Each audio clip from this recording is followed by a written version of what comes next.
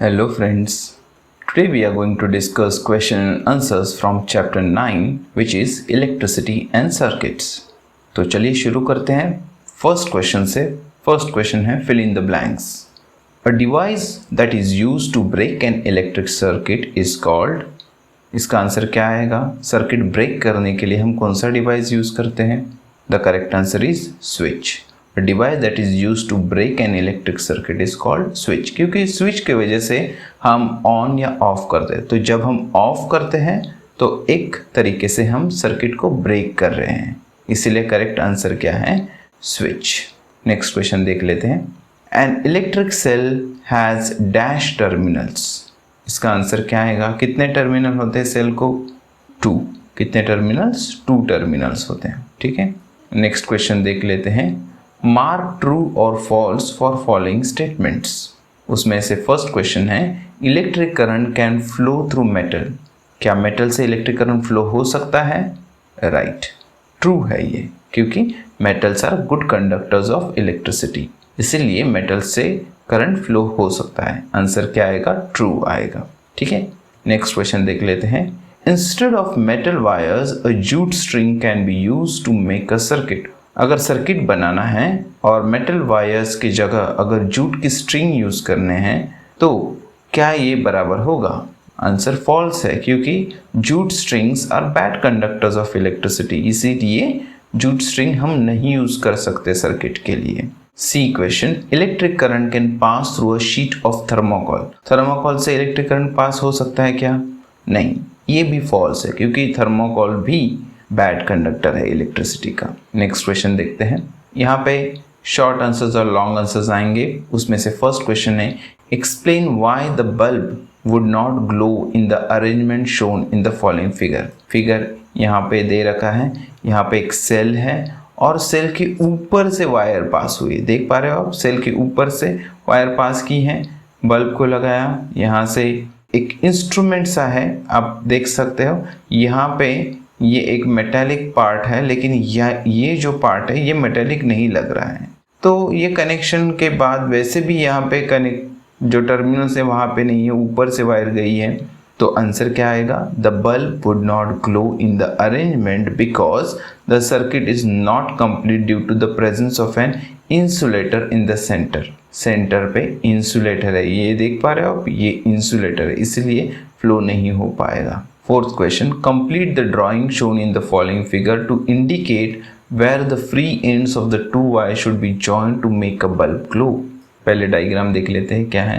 तो ये डायग्राम दिया है, इसे क्या करना है? कंप्लीट करना है। तो इस तरीके से हम कंप्लीट कर सकते हैं। देखो यहाँ पे एक टर्मिनल है जिससे हम कनेक्ट किया है बल्ब को, बल्ब से सेल के नेगेटिव टर्मिनल को, पॉजिटिव टर्मिनल फिर से स्विच को गया है। ठीक है, तो इस तरीके से हम कंप्लीट कर सकते हैं सर्किट को। Fifth question, what is the purpose of using an electric switch? Name some electrical gadgets that have switches built in them.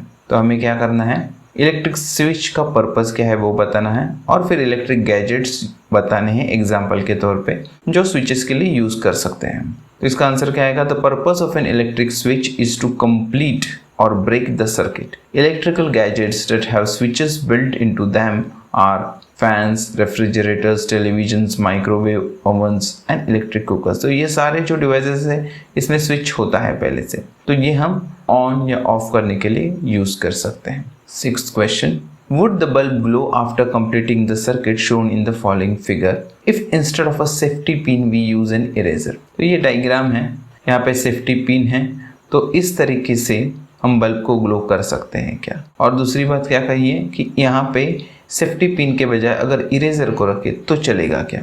The answer to this question is no. The bulb will not glow as the eraser is an insulator. तो यहाँ पे safety pin के बजाय अगर हम eraser use कर रहे हैं तो काम नहीं चलेगा। क्यों? क्योंकि इरेजर इंसुलेटर है, तो बल्ब नहीं चलेगा। सेवेंथ क्वेश्चन देख लेते हैं। Would the bulb glow in the circuit shown in the following figure? तो ये डायग्राम है और यहाँ पे पूछा है कि बल्ब ग्लो होगा या नहीं होगा, तो इसका आंसर नो आएगा। The bulb will not glow, क्योंकि कनेक्शन देख पा रहे हो आप, ठीक से नहीं किया है, इस तरीके से कुछ किया है, कनेक्शन ठीक से नहीं हुआ है, तो इसलिए बल्ब ग्लो नहीं होगा। Eighth question, using the conduction tester on an object it was found that bulb begins to glow. Is that object a conductor or an insulator, explain. तो इसका आंसर क्या आएगा, the object is a conductor because the bulb is glowing only when the conductor is used. हमें पता है कि जो bulb glow होने के लिए गुड कंडक्टर चाहिए सर्किट में, तो ये ऑब्जेक्ट डेफिनेटली गुड कंडक्टर होना चाहिए, ठीक है, क्योंकि इंसुलेटर यूज करेंगे तो बल्ब ग्लो नहीं होगा। 9th question, why should an electrician use rubber gloves while repairing an electric switch at your home, explain. इसका आंसर क्या आएगा, an electrician uses rubber gloves while repairing an electric switch at your home because rubber gloves are insulators. Okay, this protects him from avoiding electric shocks.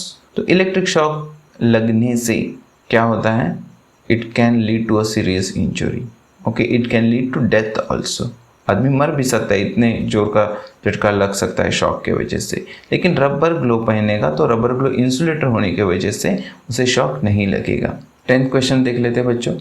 The handles of the tools like screwdrivers and pliers used by electricians for repair work usually have plastic or rubber covers on them. Can you explain why?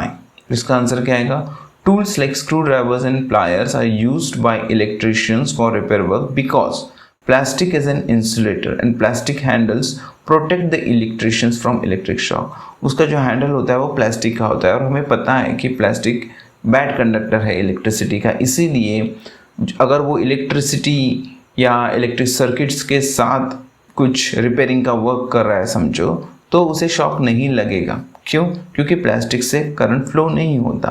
ठीक है बच्चों, if you have any questions feel free to ask. आपके जो भी doubts है, questions है, comment box में लिख के मुझे पूछिए। अगली वीडियो में मिलेंगे। Thank you for attending this session. Take care, bye bye.